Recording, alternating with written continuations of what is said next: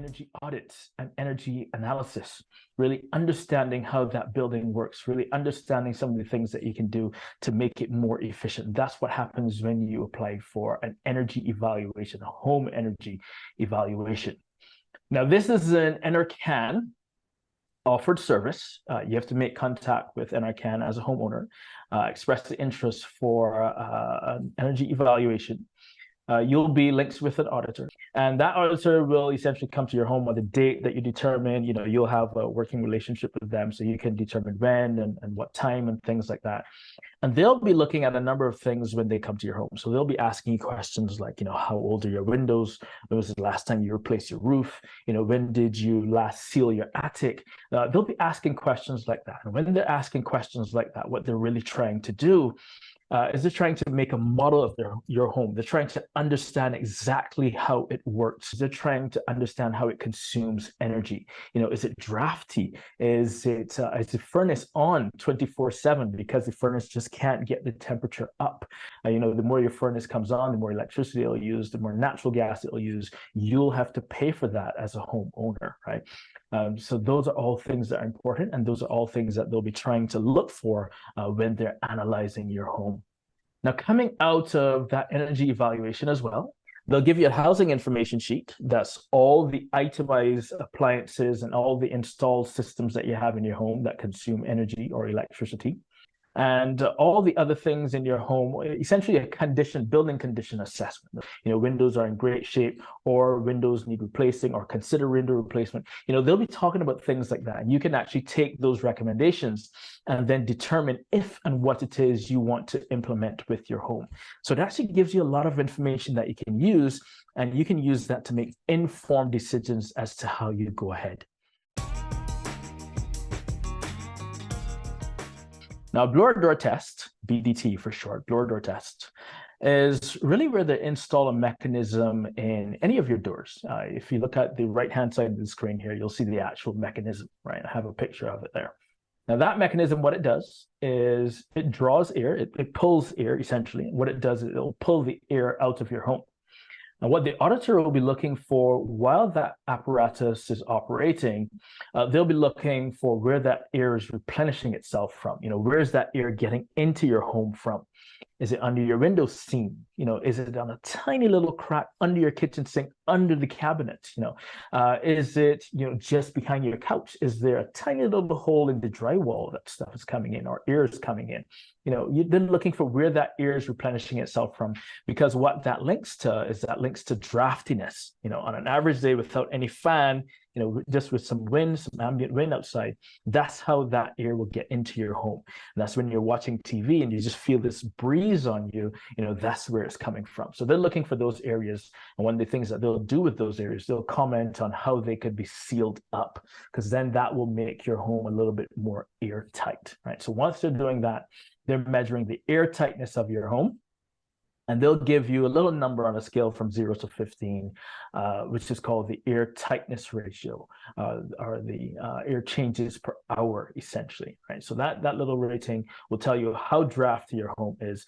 Closer to 15, very drafty, of course. It means that the air replenishes itself 15 times in 1 hour, which is quite high.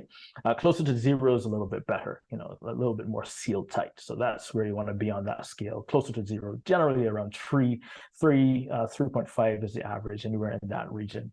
But they comment on that as well. So like I said, it's a lot of great information that comes out of that evaluation.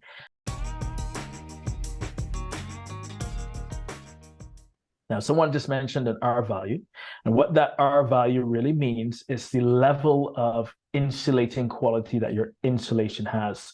So let's say maybe my hand here is a piece of insulation. If I stuff this into a wall, how well can that piece of insulation resist passing heat through it? That's really what your R value is all about, right? So the higher that value, the better it is at holding that heat in, right? The lower that value, it's just going to let that heat right through.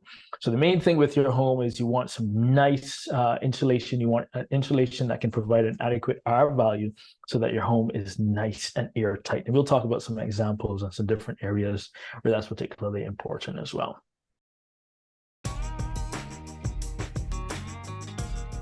Now I have a schematic here showing you what your insulation does. So it has two main jobs really, or three essentially. It'll give your home the structure, and it'll divide various spaces in your home, like upstairs from downstairs, your main bedroom from your main bathroom and things like that. And then on top of that, the main role that it has is to protect all of those different areas in your home from the outside climates, right? So you're going to have nice warm air, especially in a winter setting, nice warm air on the inside. And the envelope's job is to maintain that air. Nice cool air in summer setting on the inside, and the envelope's job in summer will be to maintain that coolness on the inside, resist any heat from outside coming in. That humidity that you feel when you walk outside, you're trying to keep that out more than anything else. So the envelope is very, very important for protecting the home and how the home operates across the board. Now, looking at an example of that, and this is coming out from an audit that NRCan did. So another test case, another test scenario. Coming out of this audit of this particular home, the home was at 147 gigajoules per year. And they were able to determine a number of different measures that would help this particular home. So you can see here on the left-hand side how they have it graphically or illustrated. You have upgrading the windows, the foundation, air sealing, the attic, even the cooling system, the hot water system. And they essentially got this down to 113 gigajoules per year.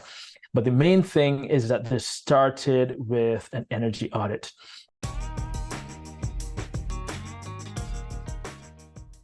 There are a number of different options you can use. If you look at the left-hand side here of the list that I have, you'll see some of the more sustainable options. So some persons, especially country homes, have been using things like sheep wool, alpaca wood, wool. There's also rock wool as well. Rock wool is spun from mineral fibers that come from specific quarries. And then you also have cork wood as well. Cork is made from the bark of cork trees. So essentially a kind of an emulsion of that and hardening it more than anything else. That can be used in that scenario as well as insulation. Now, some of the other options you can see here, you've got one called cementitious or pore foam insulation. Pore foam insulation comes from extracting, I believe, magnesium and something else from actual seawater, actual ocean water. They mix it with a number of different kind of chemicals to form kind of like a colloid kind of thing. They pour it in, it hardens in place over a couple of days, and then that increases the R value in your home. Now, pore foam insulation is very similar to spray foam insulation. The only difference between which is spray foam insulation usually expands quite a bit when you apply it, right? So if you're applying it to an older wall, let's say maybe a brick wall, a brick home that doesn't have any insulation, if you live in an older home, you may not necessarily want spray foam because it's going to expand in place. It's going to be pushing on those walls from the inside. And that's not necessarily something that you want, right? So in that particular case, pore foam insulation may be something better to consider there, maybe something better to use. Now, there are quite a few companies doing either, right? So you can ask a lot of questions about those.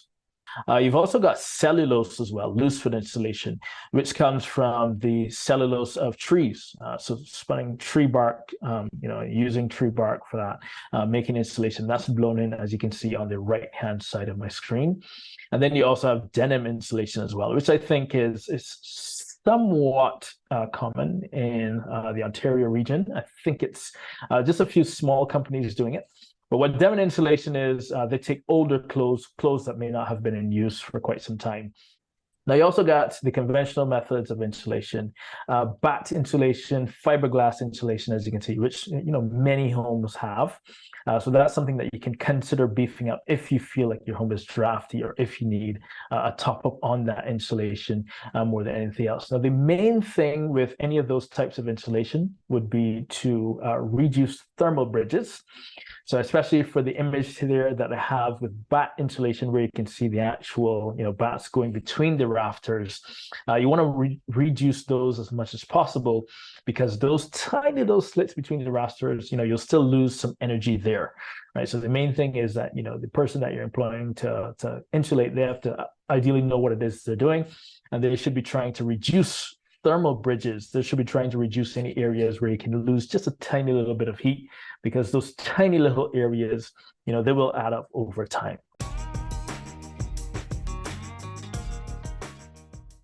Now, for any homes where your furnace is approaching, I'd say 12 years generally, especially if you've never had that furnace serviced, one of the things that you should consider is replacing that furnace.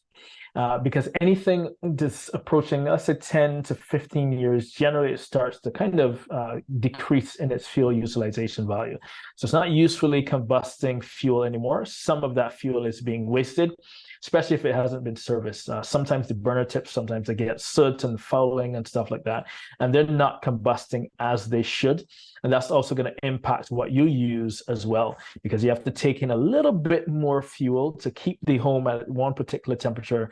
It's just that more of that fuel is wasted compared to taking in that fuel and actually combusting all of it, right? So that's the main thing there with that. So even if you're considering that, consider a furnace replacement. That is something that can be helpful. Now, another option that homeowners have when you get your energy evaluation done is you can get a sizing calculation done.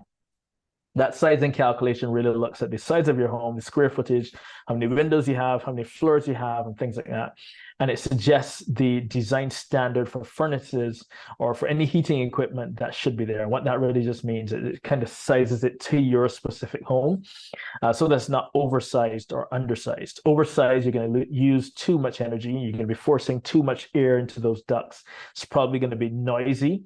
Undersized, you're probably going to be, a little bit cool, a little bit cooler than you want to be on those very cold days in winter, right? So undersized, oversized, neither of them is good. You want to be just right, just in that sweet spot or that sweet zone more than anything else. So you can get a heat loss calculation, and that heat loss calculation will tell you exactly where you need to be. Okay. So for any new equipment that you're considering, consider a fuel utilization value of 95% and more.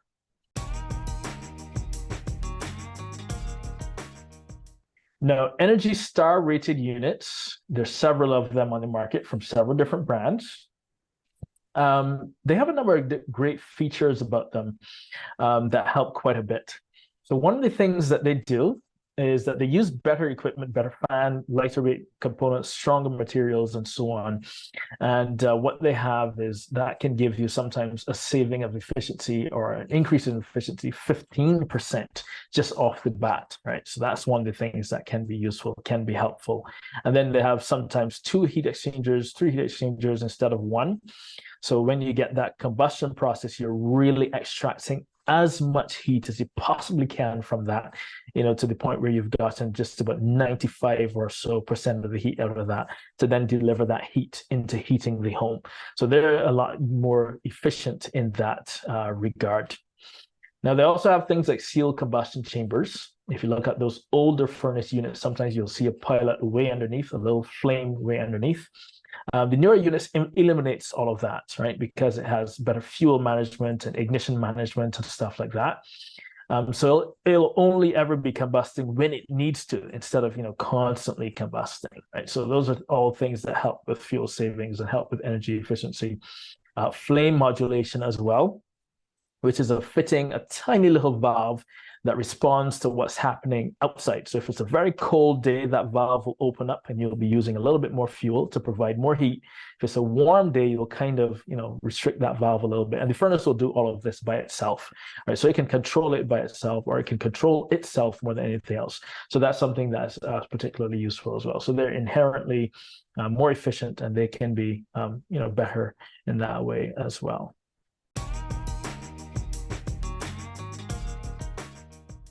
Now, the same thing with air conditioning units, Energy Star units, rated Energy Star.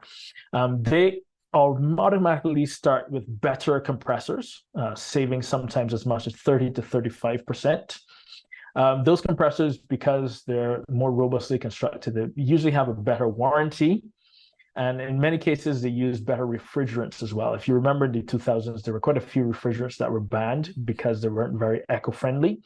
The newer Energy Star units use better refrigerants or more eco-friendly refrigerants more than anything else, right? So that is one of the things, especially if that's important to you, something to consider, something particularly useful as well, right? Now you can see here the air generally for cooling equipment for air conditioners suggested anything over 20. So if you can get something like that, that is something that would be useful as well. And for the rebate programs, incentive programs as well, one of the things to consider is that many of the units that you will install, the stipulation there would be that they ought to be installed or ought to be at least assembled in Canada. Even if they're not made in Canada, they ought to be at least assembled in Canada.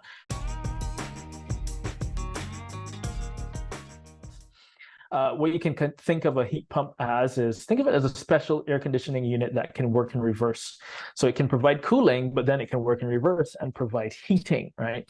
And it's particularly useful because in many cases where you have a heat pump installed, sometimes you don't necessarily have to use an air conditioning unit and you don't have to use a furnace. You can kind of use just this one, and this one can do all of the heating and cooling needs for your home. You also have them sometimes as dual fuel, as they're called, where it's integrated with a furnace. They're generally good up to about -20, -20, -25, some of them, depending on the actual unit itself and depending on your home's insulation. But generally, if it goes colder than that, and if your home needs more heat, what will happen is you'll have the heat pump in tandem with the furnace, where it can then, come on stream and provide all the heating needs that the home is calling for, right? So, they're pretty useful, pretty robust, designed for specific weather zones in Canada, cold weather zones in Canada. So you have an air source heat pump, which uses ambient air, like actual air, to just extract the heat from that air and uses that as fuel. That's the one that works like a refrigerator or an air conditioner in reverse. You also have a ground source heat pump as well. Now, ground source heat pump is where you'll have like a kind of like a hose installed all around your home. It will be actually buried in the ground, so under the lawn. And what that hose will be doing, it will be absorbing heat from that mud. Mud actually holds lots of heat. And it'll be using that mud to kind of put that heat into your home, right? And mud, of course, it will replenish itself. So it always has that heat. So that is one of the sustainable ways that you can heat your home. And this is great for off-grid homes, for cottages, lake homes, country homes, things like that. A lot of persons have those types of systems installed. They're self-sufficient, right? Another type of heat pump that you have is a water source heat pump. So persons that live close to a lake or pool, pond, river, anything like that can use that for heating and cooling. So that is something that is particularly useful if you have that option as well. So like I said, these are great for cottages, great for individual homes as well. And they use up to 50, sometimes 50% less energy in many cases. Now, those are just some of the benefits of heat pumps. The thermostat is the first line of, defense, or the first point of contact more than anything else for control, right? Now, one of the things that you can consider is a smart thermostat. Smart thermostats have a lot of different features about them that can be useful. So there's some of them that can learn your schedule, and then they control your home based on that schedule. That's a setting that you can turn on and off whenever you want. So even if you leave home, let's say maybe for 2 or 3 days at a time, what the furnace will do, it'll probably check on maybe your location, and then it'll kind of throttle down the temperature a little bit. So that 21 that I mentioned a little bit earlier, it'll probably take it down to maybe 16 or so that it doesn't actually really have to heat the home. Just provides minimal heating just to keep it, conditioned more than anything else. But it doesn't actually bring the temperature up. And that can help you to save quite a bit. Now, even if you do try to replace your thermostat yourself, it's relatively simple. Quite a few YouTube videos, and you can be able to change it. The hardest thing, or the most difficult thing that you'll run into, is the different colored wires. Even if they're not colored wires, they'll have a tiny little letter on them, and the letter will tell you the color of the wire. And then the color of the wire tells you what it does, right? So there's a wire that will control your AC. They'll control, there's another one that'll control your fan. There's another one that'll control the actual heating element in your furnace, and so on and so on. So it's kind of individualized systems that do the heating and cooling for your home, right? But the main thing there is that a thermostat is the very first place to start for that, because that will be useful and helpful.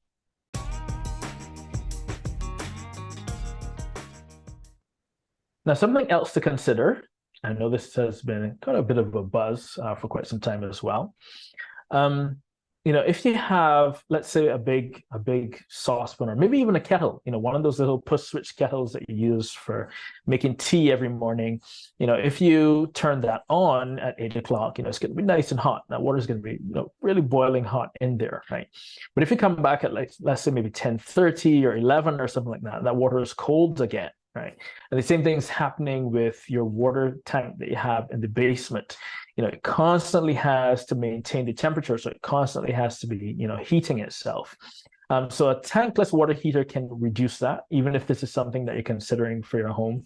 The way it works is it's attached directly to your hot water lines. And as you open that hot water line, only then will it start to heat. It'll heat whatever you need, whatever you use. And then after that, it'll shut itself off and throttle down, right? So instead of, constantly warming water, it just heats what you need, delivers what you need, and then after that, that's it, right? So it kind of helps with saving water. It kind of helps with the operation and management of your home as well. And then another thing that goes in tandem with this that is useful is insulating all of your lines, right? Making sure all of your hot water lines are insulated to keep that heat in. That's one of the things that you want to make sure is done as well, because sometimes you can have copper lines running all through the home, and if they're exposed, you can actually feel some heat radiating off of them. If you feel that heat, that means there's heat that's coming out of the pipe, and that's not where you want it. You want that heat to stay into the pipe, into the water, so you can have a nice warm shower or a soak, or whatever you're doing with it, dishwashing, whatever you're using it for, right? So the main thing is you want the heat to be where it's supposed to be, and not dissipating through your basement or through under the stairs or wherever have you.